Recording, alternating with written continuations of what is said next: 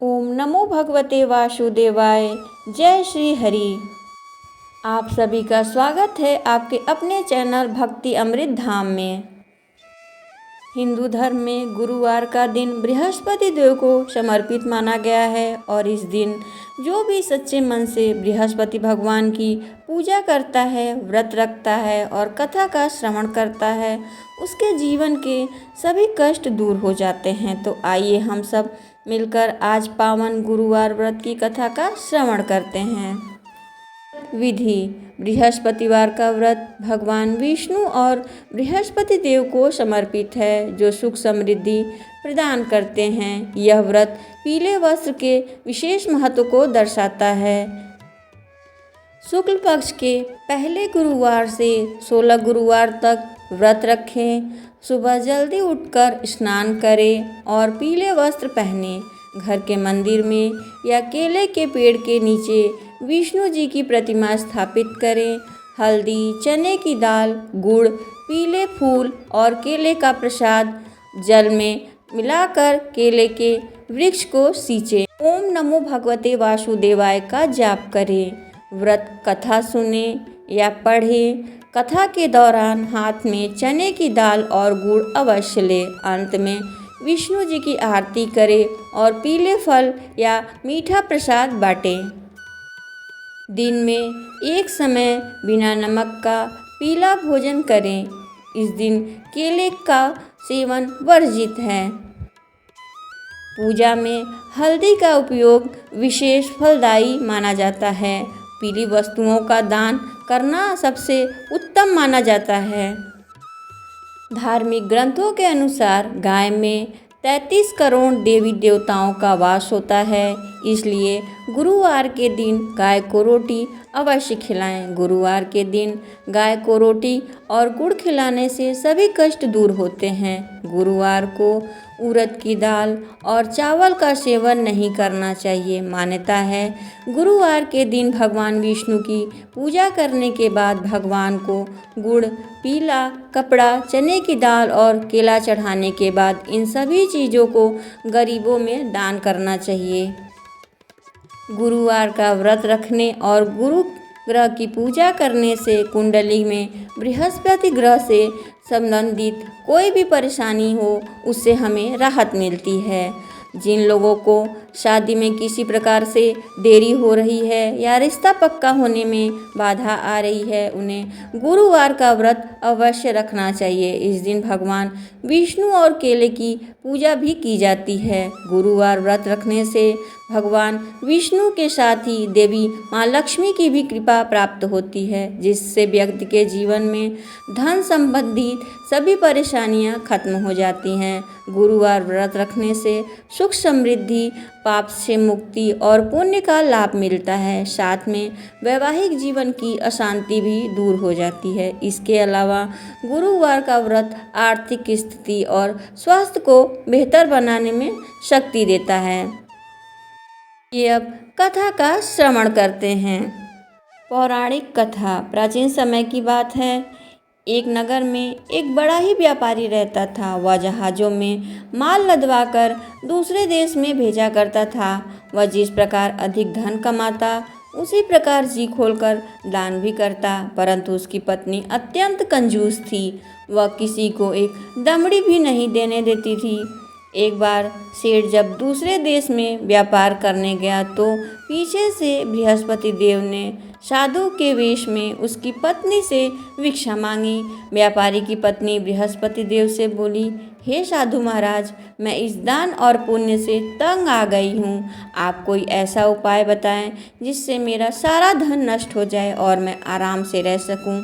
मैं धन लूटता हुआ नहीं देख सकती। बृहस्पति देव ने कहा, हे देवी, तुम बड़ी ही विचित्र हो। संतान और धन से कोई दुखी होता है? अगर अधिक धन है तो शुभ कार्यों में लगाओ, कुंवारी कन्याओं का विवाह कराओ, विद्यालय और बाग बगीचे का निर्माण करवाओ। ऐसे पुण्य कार्य करने से तुम्हारा लोक परलोक सार्थक हो जाएगा। परंतु साधु की इन बातों से व्यापारी की पत्नी को कोई खुशी नहीं मिली। उसने कहा, मुझे ऐसे धन की आवश्यकता नहीं है जिसे मैं दान कर दूं।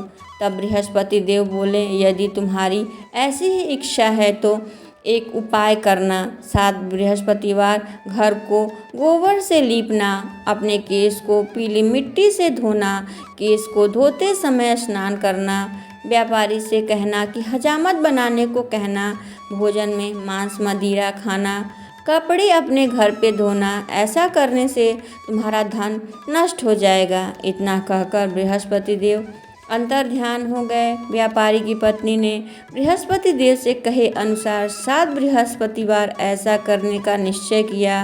केवल 3 ही बृहस्पतिवार बीते थे कि उसकी समस्त धन संपत्ति नष्ट हो गई और वह परलोक सिधार गई। जब व्यापारी वापस आया तो उसने देखा कि उसका सब कुछ नष्ट हो चुका है। उस व्यापारी ने अपनी पुत्री को सांत्वना दी और दूसरे नगर में जाके बस गया। वहाँ वह जंगल से लकड़ी काटता और शहर में बेचता। इसी तरह वह अपना जीवन व्यतीत करने लगा। एक दिन उसकी पुत्री ने दही खाने की इच्छा प्रकट की, लेकिन व्यापारी के पास दही खरीदने के पैसे नहीं थे। वह अपनी पुत्री को आश्वासन देकर जंगल में लकड़ी काटने चला गया। वहाँ एक वृक्ष के नीचे वह पूर्व दिशा पर विचार कर रोने लगा। उस दिन बृहस्पतिवार था। तभी वहाँ बृहस्पति देव साधु के रूप में सेठ के पास आए और बोले, हे मनुष्य, तुम इस जंगल में किस चिंता में बैठे हो? तब व्यापारी बोला, हे महाराज, आप सब कुछ जानते हैं। इतना कहकर व्यापारी अपनी कहानी सुनाकर रो पड़ा। बृहस्पति देव बोले, देखो बेटा, तुम्हारी पत्नी ने बृहस्पति देव का अपमान किया, इसी कारण तुम्हारा यह हाल है। लेकिन अब किसी प्रकार की चिंता मत करो। तुम गुरुवार के दिन बृहस्पति देव का पाठ करो।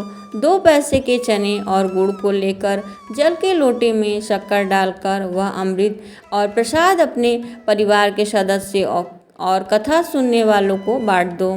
स्वयं भी प्रसाद ग्रहण करो और चरणामृत लो।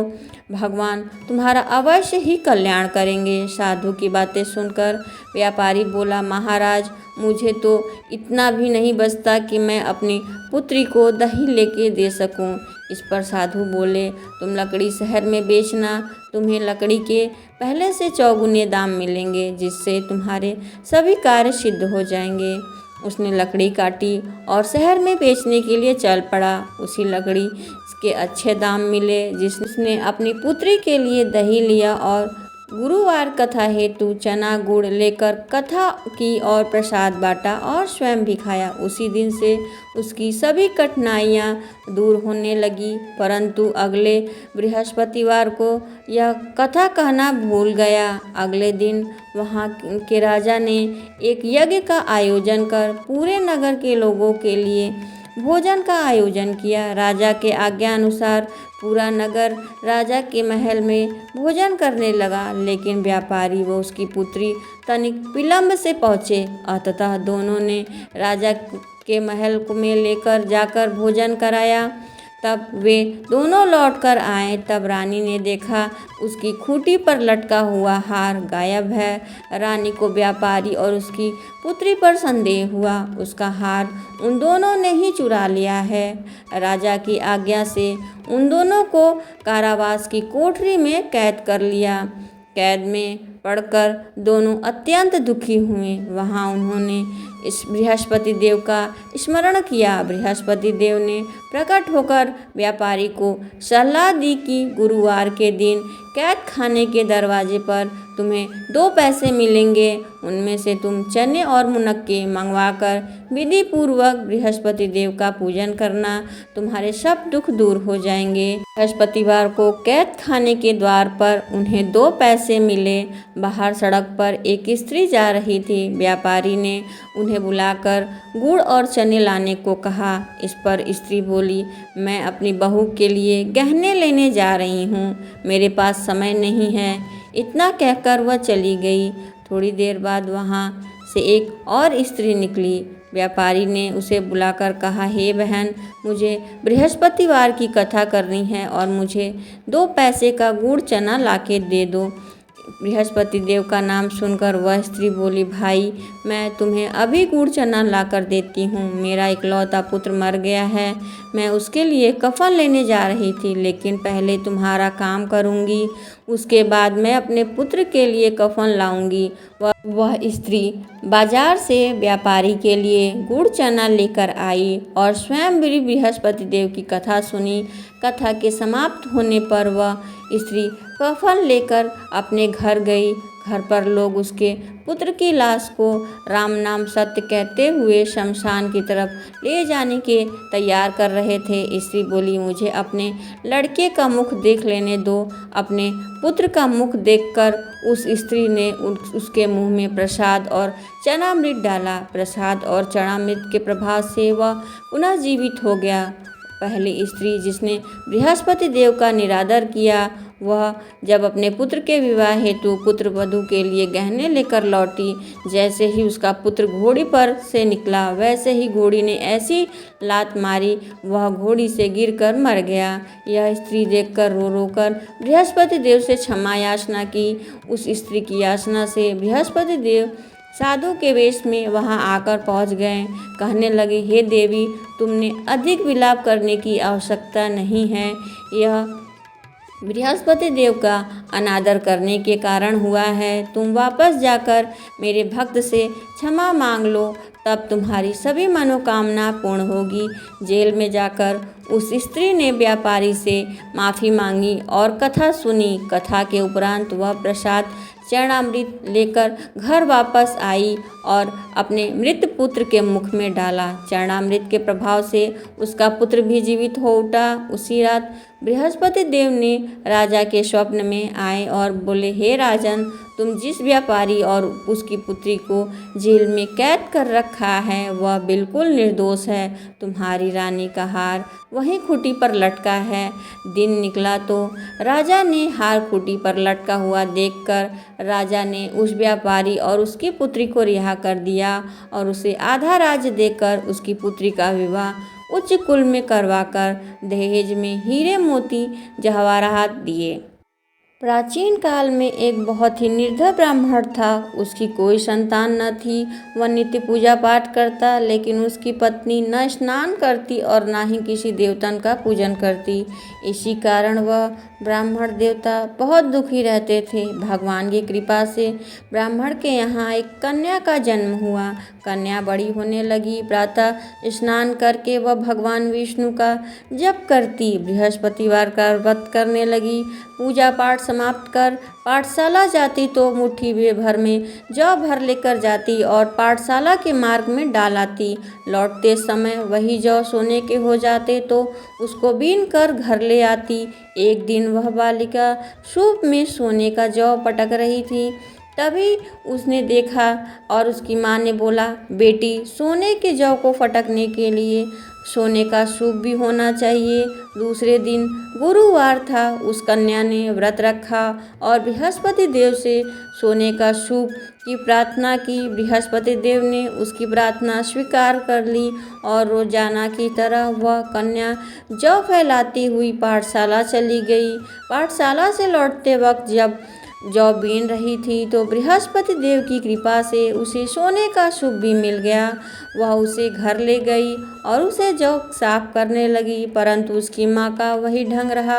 एक दिन की बात है, कन्या सोने के सूप में जौ फटक रही थी। उसी समय उस नगर का राजकुमार वहाँ से निकला और कन्या के रूप और कार्य को देखकर वह उस पर मोहित हो गया। राजमहल आकर वह भोजन और जल त्याग उदास होकर लेट गया। राजा को जब राजकुमार द्वारा अन्न जल त्यागने का समाचार पता चला तो वह अपने मंत्रियों के साथ वह अपने पुत्र के पास गया और कारण पूछा। राजकुमार ने कहा, उस लड़की का पता लगाकर भी बता दिया। राजा ने उस लड़की के घर गया और मंत्री ने ब्राह्मण के सामने राजा की ओर से निवेदन किया। कुछ ही दिन बाद ब्राह्मण की कन्या का विवाह राजकुमार के साथ संपन्न हो गया। इधर कन्या के घर से जाते ही ब्राह्मण देवता के घर में पहले की तरह गरीबी का निवास हो गया। एक दिन दुखी होकर वह ब्राह्मण अपनी पुत्री से मिलने गया और बेटी ने पिता की अवस्था को देखकर अपनी माँ का हाल पूछा। ब्राह्मण ने सभी हाल कह सुनाया। तब कन्या ने बहुत सारा धन देकर अपने पिता को विदा कराया, लेकिन कुछ दिन बाद फिर वही उसका हाल हो गया। ब्राह्मण फिर अपनी कन्या के यहाँ आया, सभी हाल कहा तो पुत्री बोली, हे पिताजी, आप माता जी को यहाँ ले आओ, मैं उन्हें विधि बता दूंगी जिससे आपकी गरीबी दूर हो जाएगी। ब्राह्मण देवता अपनी पत्नी के साथ अपनी पुत्री के पास राजमहल पहुँचे तो पुत्री अपनी माँ को समझाने लगी, माता तुम प्रातःकाल स्नान आदि करके भगवान विष्णु का पूजन करो तो सब दरिद्रता दूर हो जाएगी। परंतु उसकी माँ ने उसकी एक बात न मानी। वह प्रातःकाल उठकर अपनी पुत्री की बची हुई जूठन खा लेती। एक दिन उसकी पत्नी को बहुत गुस्सा आया। उसने अपनी माँ को एक कोठरी में बंद करवाया। प्रातः उसे स्नान आदि करा के पाठ करवाया तो उसकी माँ की बुद्धि ठीक हो गई। इसके बाद वह नियम से पूजा पाठ करने लगी। प्रत्येक बृहस्पतिवार को व्रत करने लगी। इस व्रत के प्रभाव से मृत्यु के बाद वह स्वर्ग को गई।